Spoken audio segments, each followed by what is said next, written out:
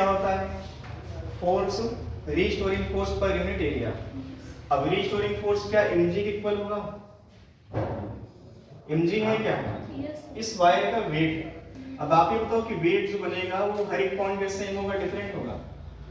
Different होगा भाई आप ये कहोगे जो मास है वो मास इतनी लंबाई का और इसके ऊपर की लंबाई का। अगर हम ये कहें कि इस पॉइंट पे टेंशन कितना होगा, क्या वो टेंशन इस बात पर डिपेंड कर रहा है कि मास नीचे कितना है या मास इससे ऊपर कितना है? वेट किस बात और टेंशन किस बात पर डिपेंड करेगा? इमेजिन करो जैसे हम ये कहें, मान लो 3-4 बंदर लटके हैं एक दूसरे का पूंछ पकड़ के, ठीक है? अब आपसे हम ये कहें कि मान लो पहले बंदर के हाथों में टेंशन सबसे ज्यादा होगा, क्योंकि जहां पे टेंशन देखना उससे पीछे टोटल वेट कितना वो टेंशन के लिए रिस्पॉन्सिबल होता है। इसके हाथों में जो टेंशन बनेगा इसका खुद का वेट प्लस इन दोनों का वेट।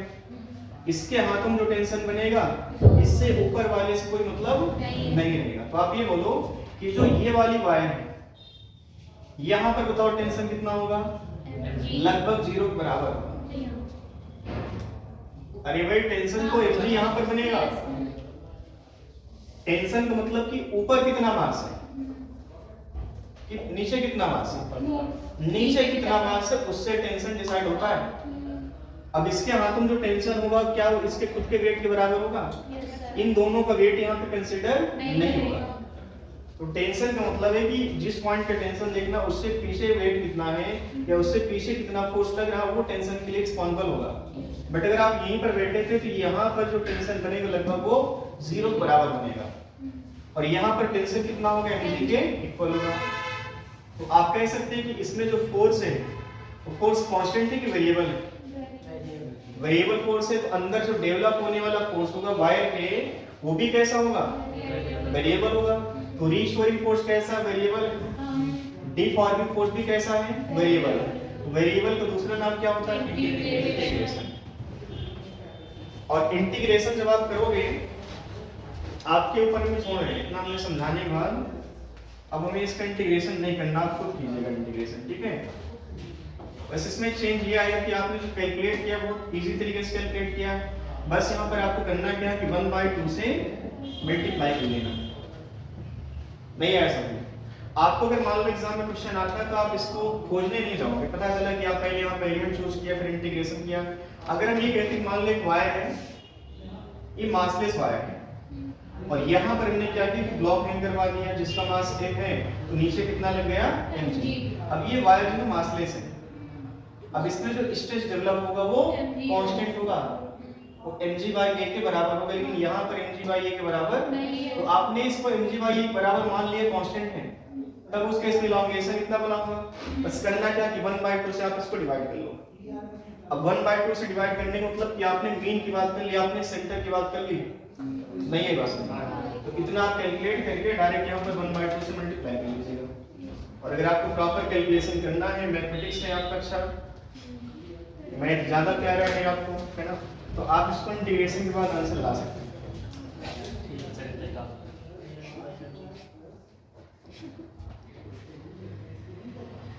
ये लोग क्या करेंगे? उनको तुम कहेंगे तुम रटी लो, आईटी वालों को भी हम कह रहे हैं कि इसको याद रखो। अब हर जगह 30 मार्क का बनने की आवश्यकता नहीं है। वही कह रहे हैं ना कि सारा कुछ कैलकुलेशन नॉलेज सारा कुछ रखो, लेकिन अब ये नहीं कि मतलब छोटी सी बात को भी साला तुम 4 किलोमीटर घूम करके जाके उसको बता रहे हो, सीधा निकल जाओ जो चीजें। अब ये अगर बहुत टफ फार्मूला होता है, कैलकुलेशन बहुत टफ होता है इसका, तो हम कहते हैं कि इसको प्रॉपर डिराइव करके समझो आप। हाँ, बट कुछ लोग ज्ञानचंद होते हैं ना, उनको लगता है एग्जामिनर बड़ा इंप्रेस हो गया, लेकिन तुम कॉपी थोड़ी लिखने जा रहे हो, बबल भर के आओ वहाँ पे। बोर्ड में हो तो अपना तुम वहाँ पे जितना अंदर भरा है सारा कुछ मतलब, और कुछ बच्चे इतने खतरनाक होते हैं कि घर की बातें लिख के चले जाते हैं। हमने भी लिखा था सर एक बार, ऊपर लिखे 4 लाइन, नीचे लिखे 4 लाइन, बीच में बिना लिखा लिख लिया इसको।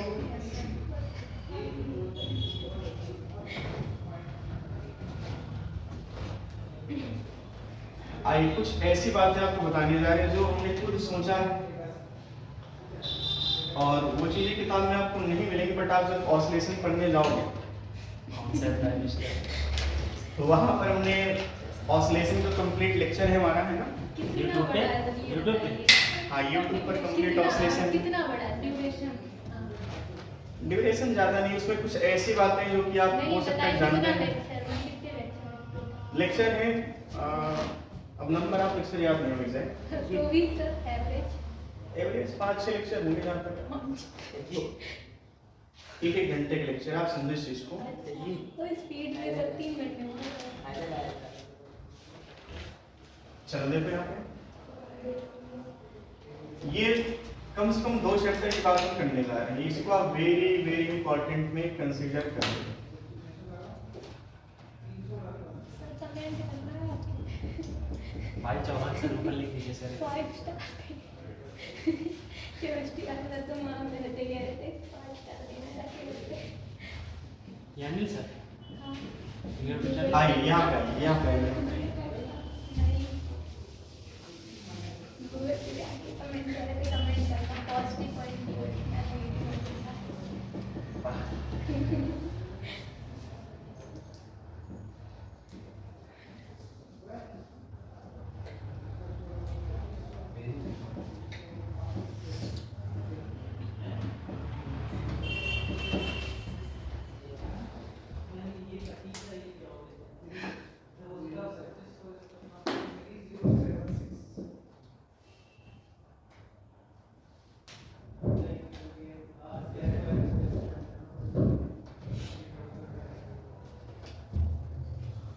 चलो पहले समझो फिर आप इसको बनाइएगा। तो ऑसिलेशन में ऐसा हमने आपको बताया था कि अगर हम इस ब्लॉक को नीचे खींचें फिर छोड़ें तो क्या करता है ब्लॉक, ऑसिलेट करेगा। तो इस ब्लॉक का टाइम पीरियड हमने कैलकुलेट किया था t equal to 2 pi under root m by k। अब स्प्रिंग कांस्टेंट यहाँ पर पहले से हमको गिवन है, मास भी पहले से गिवन होगा। क्या यहाँ पर भी ऐसी ही प्रॉपर्टी दिख रही थी? स्प्रिंग का जो बिहेवियर था जस्ट लाइक अ इलास्टिक बॉडी। अब इलास्टिक बॉडी है, एक हमने रबड़ लिया, रबड़ से हमने क्या किया, ब्लॉक हैंग करवाया। रबड़ कैसा मासलेस है, स्प्रिंग कैसी मासलेस है। रबड़ से हमने ब्लॉक को हैंग किया तो इसको हम अगर नीचे खींचेंगे तो फाइनली क्या करेगा, रबड़ भी इसको ऊपर नीचे ऑसिलेट करवाएगी। अब इस केस का टाइम पीरियड क्या होगा, डायमेंशन यहाँ पर दे दिया है, लेंथ L है, area of cross section A है और प्रॉपर्टी भी यहाँ पर कुछ मान लो Y की। जैसे स्प्रिंग में जो हम कहते हैं मान लो कॉपर की है तो उसका कांस्टेंट कुछ और होगा एज कंपेयर टू आयरन। तो ये जो प्रॉपर्टी है स्प्रिंग कांस्टेंट की अलग अलग होती है। वैसे यहाँ पर रबड़ आपने जो भी लिया है उसकी भी प्रॉपर्टी डिपेंड करेगा यंग मॉडुलस पे, ठीक है। अब यहाँ पे टाइम पीरियड कैसे कैलकुलेट करोगे, तो हम जानते हैं कि जो कहानी लगभग स्प्रिंग की वही कहानी लगभग यहाँ पर रबर की। तो एक हम काम करते हैं, जैसे हम जानते हैं कि अगर हम इसको नीचे खींचें, इसको हमने x मान लो नीचे खींचा तो ऊपर फोर्स लगने वाला जिसको कहते हैं restoring force, that is -k times x। ये बना हुआ। तो स्प्रिंग में रीस्टोरिंग फोर्स की बात करें that is -k times of x। आप याद करो यंग मॉडुलस हमने लिखा था स्ट्रेस और y में क्या था, स्ट्रेन था। स्ट्रेस की बात करें, स्ट्रेस क्या था, रीस्टोरिंग फोर्स। ये डिफॉर्मिंग फोर्स के बराबर हो भी सकता है और नहीं भी हो सकता, लेकिन हमेशा ये कौन होगा, रीस्टोरिंग फोर्स होगा। और यहाँ पर जो F हमने लिखा -k टाइम्स x, ये F है क्या चीज, रीस्टोरिंग फोर्स। ये वाला F क्या है, रीस्टोरिंग फोर्स है।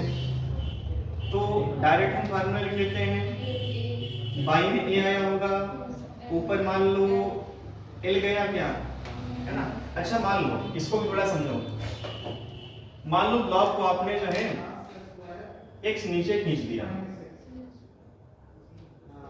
x नीचे खींचा तो स्प्रिंग में जो एलोंगेशन बना है क्या वो x के बराबर होगा, एलोंगेशन इतना ही तो हुआ स्प्रिंग में, या इलास्टिक बॉडी में इतना ही तो एलोंगेशन हुआ है।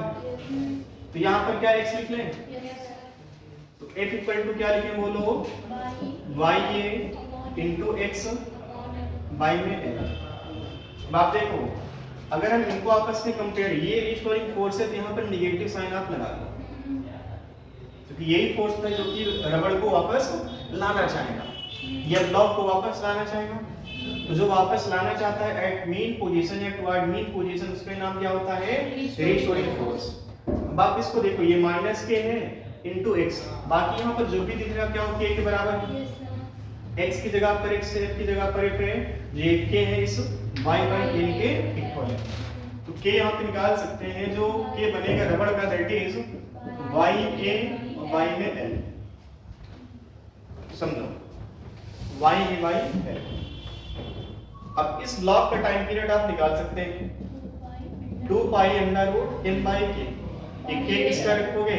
रबड़ का। रबड़ का k कितना होगा? y a और y में l, तो l ऊपर आ गया। अब ये टाइम पीरियड हो गया हमारा। अब क्वेश्चन कैसे पूछेगा समझिए।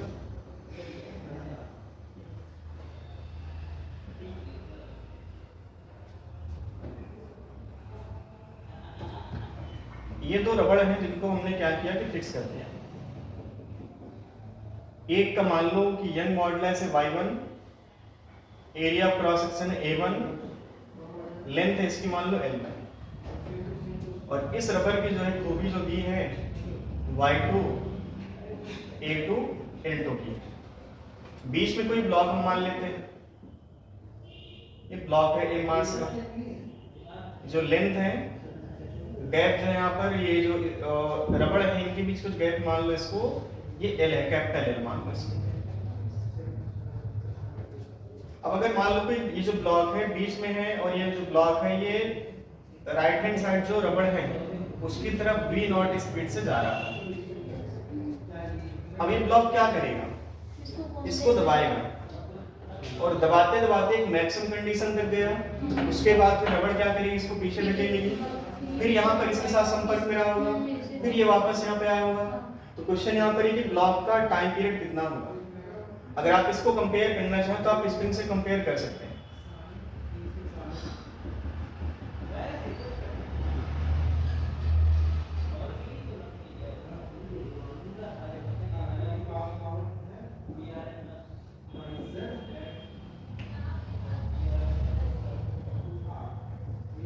आप इससे कंपेयर कर सकते हैं।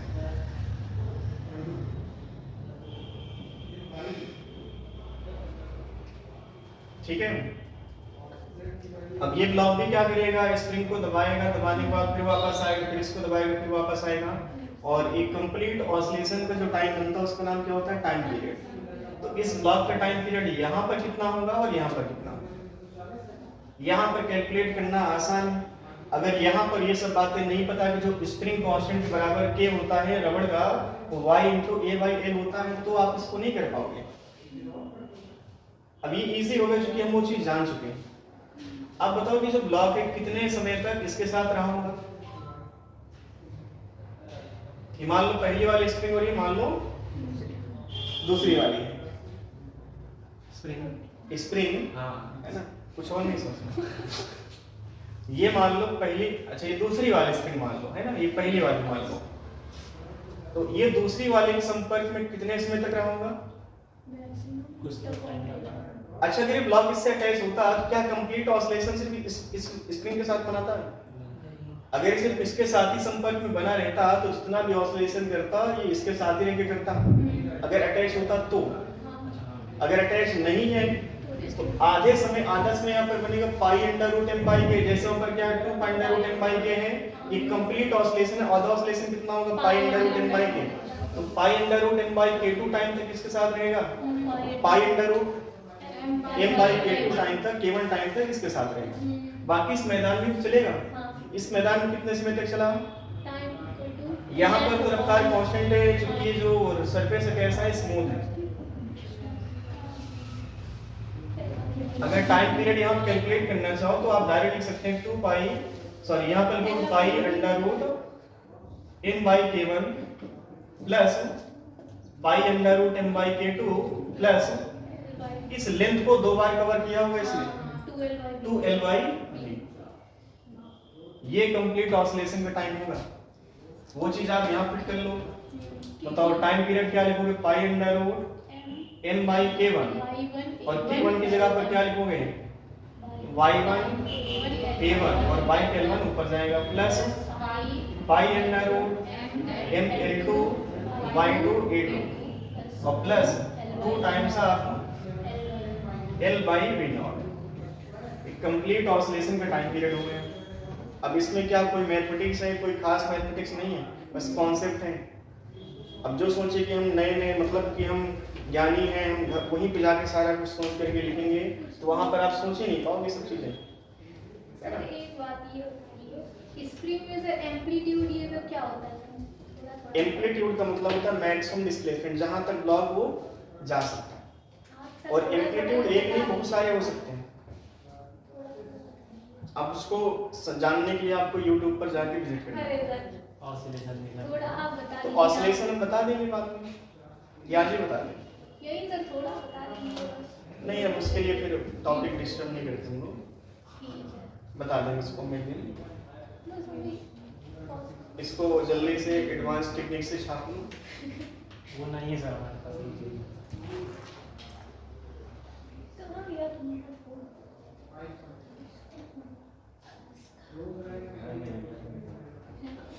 अरे उससे फोटो नहीं खींचते, अच्छे खासे दिख रहा है आदमी गंदा बना।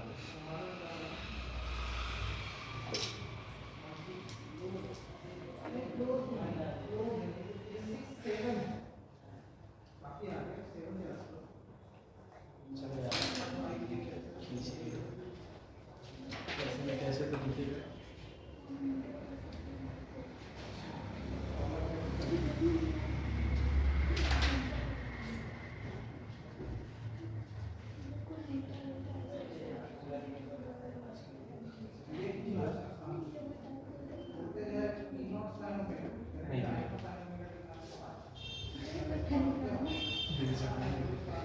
बना लिए इसको।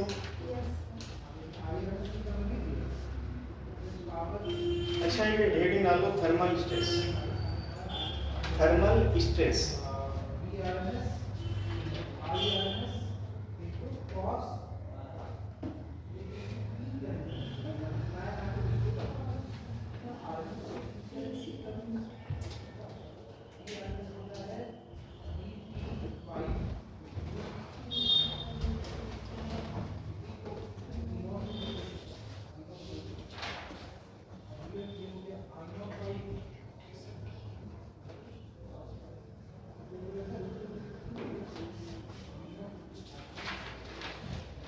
डायलेटिक थर्मल स्ट्रेस।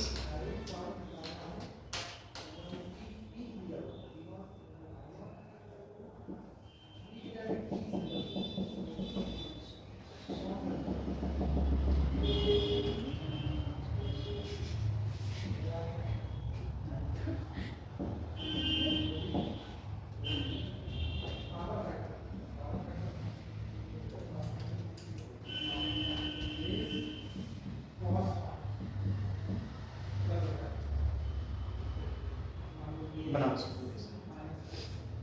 और पहले देखो फिर बनाओ। तो अब आप इसको करेक्टली थोड़ा समझो। स्ट्रेस कब जनरेट हुआ था?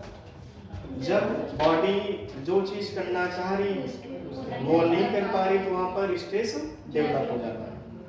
तो आप ये समझो, जैसे मान लो यहाँ पर एक रॉड है, इस रॉड को हमने दो सरफेस के बीच में फिक्स कर दिया। जब आप इसका टेम्परेचर बढ़ाओगे, टेम्परेचर बढ़ाने पर होगा क्या कि इसमें इलोंगेशन आएगा। क्योंकि हम जानते हैं टेम्परेचर बढ़ने पर लेंथ, एरिया, वॉल्यूम सारा कुछ क्या होता है, इंक्रीज करता है। अब ये इंक्रीज करना चाहते हैं लेकिन इंक्रीज नहीं कर पा रहे, तो इसमें क्या डेवलप हो जाएगा? स्ट्रेस। नहीं हुआ समझ? अब आप समझो कि जब ये हीटअप होगी तो इसकी लेंथ बढ़ना चाहिए लेकिन बढ़ नहीं पाएगी। स्ट्रेस यहाँ पर गारंटीड है, बट हम लिखना चाहते हैं thermal stress in terms of Young modulus, और Young modulus depends on stress as well as strain. क्या स्ट्रेन यहाँ पर जनरेट होगा? स्ट्रेन का मतलब क्या हो? Change in configuration to its original configuration. But हम जानते हैं कि यहाँ पर चेंज इन कॉन्फ़िगरेशन कितना बनेगा? 0। लेकिन अगर इसको मौका दिया जाता, शायद उतना टेम्परेचर बढ़ाने पर ये चेंज जरूर होती। मौका यहाँ पर नहीं मिल पा रहा है ना, और मौका ना मिलने की वजह से ही तो इसमें स्ट्रेस डेवलप हुआ है। अच्छा, ये लोग मान लो ये रॉड है, सरफेस जो दोनों तरफ फिक्स थे उनको हमने हटा दिया। इमेजिन करो, अब आप इसको हीटअप करो तो यहाँ पर क्या दिखेगा? इलोंगेशन दिखेगा, लेकिन स्ट्रेस डेवलप नहीं होगा। स्ट्रेस का मतलब ये एक्सपैंड होना चाह रही है, एक्सपैंड हो गई तो स्ट्रेस किस बात का? स्ट्रेस तभी आया ना जब ये इलोंगेट होना चाहिए लेकिन इलोंगेट नहीं हो पाया। तो अब स्ट्रेस यहाँ पे गारंटी, लेकिन स्ट्रेस को हमें लिखना in terms of Young modulus, और Young modulus depends on stress as well as strain. नहीं है बस, स्ट्रेन तो यहाँ पर 0 है, तो फिर यंग मॉडुलस इनटू स्ट्रेन बराबर स्ट्रेस होगा, तो फाइनली स्ट्रेस कितना हो जाएगा? 0 हो जाएगा। नहीं बात सुनते, स्ट्रेस बराबर क्या लिखोगे बोलो? Young modulus into strain. और हम कह रहे हैं कि ना यहाँ पर सरफेस फिक्स है तो स्ट्रेन कितना हो गया? 0, तो स्ट्रेस कितना हो गया? 0, बट ऐसा तो है नहीं, अल्फा इंटू डेल्टा थीटा होगा, लेकिन अल्फा इंटू डेल्टा थीटा आया कैसे? नहीं, प्रॉपर डेरिवेशन, कोई खास डेरिवेशन नहीं, समझो इस चीज को। जब हम फिक्स करके टेम्परेचर बढ़ाएं तो स्ट्रेन कितना बना? 0। स्ट्रेस गारंटीड यहाँ पर डेवलप होगा, क्योंकि ये इलोंगेट होना चाह रही लेकिन इलोंगेट नहीं हो पा रही। अगर सरफेस फ्री कर दिया तब आप इसको हीट अप करो तो यहाँ पर इलोंगेशन जरूर आएगा, बट ये जो काम करना चाहती हो तो कर लेना, तो यहाँ पर स्ट्रेस डेवलप नहीं होगा। ठीक, ऐसा क्वेश्चन है कि यहाँ पर जब स्ट्रेस देखा तो स्ट्रेन गायब, जब स्ट्रेन देखा साला स्ट्रेस गायब हो गया। तो स्ट्रेन भी एक साथ होगा, स्ट्रेस भी एक साथ होगा। ऐसा नहीं कि स्ट्रेस है लेकिन स्ट्रेन नहीं है। नहीं बात समझ, क्या ये बात 100% सही है कि जहां पर स्ट्रेस वहां पर स्ट्रेन भी होगा? 100% सही है। अगर स्ट्रेस है तो वहां पर स्ट्रेन गारंटीड होगा, लेकिन अगर स्ट्रेन है तो स्ट्रेस हो भी सकता है, नहीं भी हो सकता है। क्या समझ के आपने बोला ऐसा? इलास्टिक जो बॉडी होती है उनकी खूबी होती है वापस से रीगेन करने की, और जब तक वापस से रीगेन कर सकती हैं तब तक वहां पर स्ट्रेस रहेगा। भाई आप रबड़ को खींचो, स्ट्रेस में फोर्स बाय एरिया फोर्स कौन सा था? रीस्टोरिंग। तो रीस्टोरिंग फोर्स का मतलब क्या कि बॉडी को उसी शेप में लाना चाह रहा है। और हम जानते हैं किसी भी इलास्टिक बॉडी की खूबी जो होती है वो एक लिमिट तक होती है, उस लिमिट के बियॉन्ड उसमें वापस आने की जो प्रॉपर्टी होती है वो खत्म हो जाती है। अगर वापस आने की प्रॉपर्टी खत्म हो गई तो मतलब वहां पर स्ट्रेस कितना हो गया?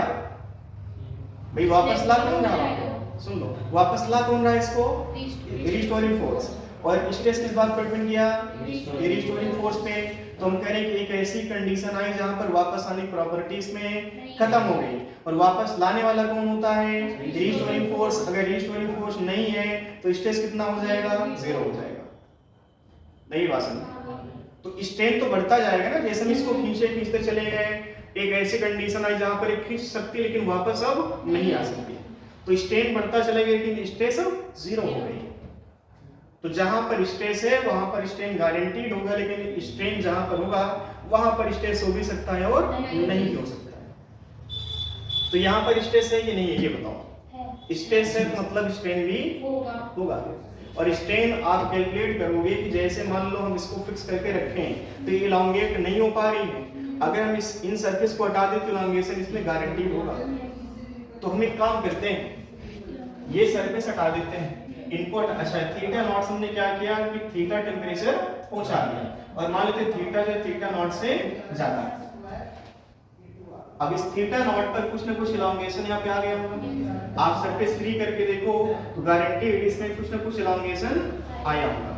वो इलोंगेशन मान लो फाइनल जो लेंथ है उसको मान लो L डैश, स्मॉल l है, या इसको चाहे तो L नॉट लिख लो और इसको आप L लिख लो। तो चेंज इन लेंथ कितना आएगा बताओ? Coefficient of elongation, coefficient of expansion जो बनेगा इसका कितना बनेगा बोलो? अल्फा मान लो। तो L इक्वल टू क्या होता है बोलो? L not 1 plus alpha delta theta. L not अंदर भेजो, L इक्वल टू क्या बना? L not plus L not alpha delta theta. तो ये बन जाएगा डेल्टा L बराबर L not alpha delta theta. और change in configuration to its original configuration क्या होता है? स्ट्रेन। तो अगर हम लिखना चाहें delta L by L not बराबर अल्फा डेल्टा थीटा, ये क्या है बोलो? स्ट्रेन। अगर हम रॉड को फ्री कर देते हैं तो शायद इतना स्ट्रेन डेवलप हो जाता ड्यू टू दिस टेम्परेचर। आई बात समझ में? अब y बराबर क्या होता है? स्ट्रेस और y में स्ट्रेन। तो बताओ stress is equal to y into strain. Strain कितना है? Alpha delta theta. अभी जो स्ट्रेस डेवलप हुआ ड्यू टू टेम्परेचर डिफरेंस, तो इसको कहा जाएगा थर्मल स्ट्रेस। इसको कहा जाएगा थर्मल स्ट्रेस। अब थर्मल फोर्स कितना होगा? जब रॉड एक्सपेंड करना चाहिए तो रॉड क्या करेगी? इन दीवारों पर, इन सरफेसेस पर एक फोर्स लगाएगी बाहर की तरफ। तो जो फोर्स होगा, ये फोर्स कितना होगा? ये तो थर्मल स्ट्रेस हो गया। थर्मल फोर्स कितना होगा? जो फोर्स यहाँ पर लगाएगी रॉड ड्यू टू टेम्परेचर, बोलो कितना लिखोगे?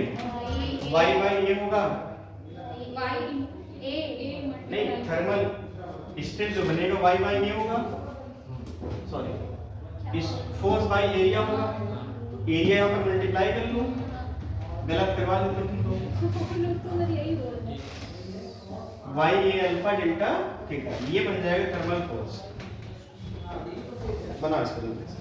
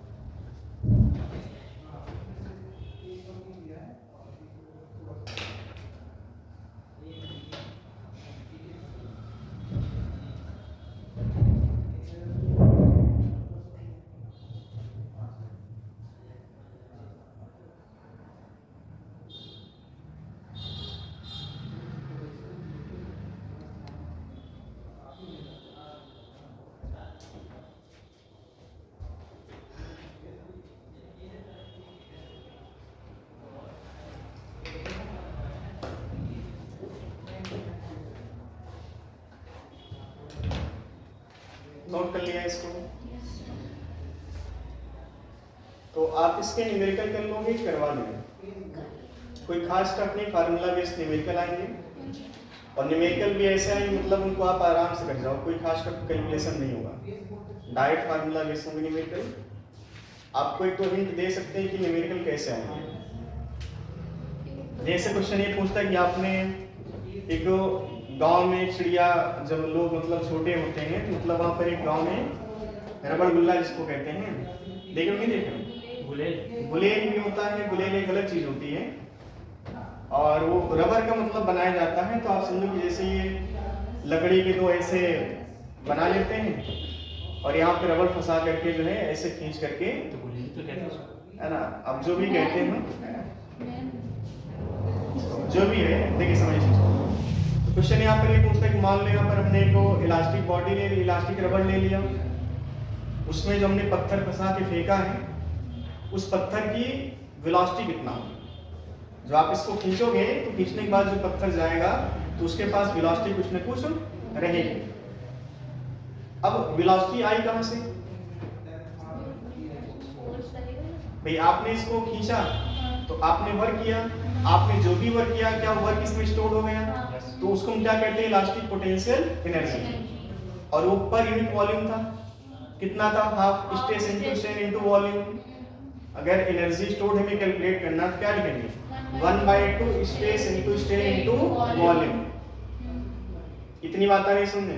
तो जो एनर्जी यहाँ पर स्टोर हुई है वही एनर्जी किसमें कन्वर्ट हो गई? Kinetic energy.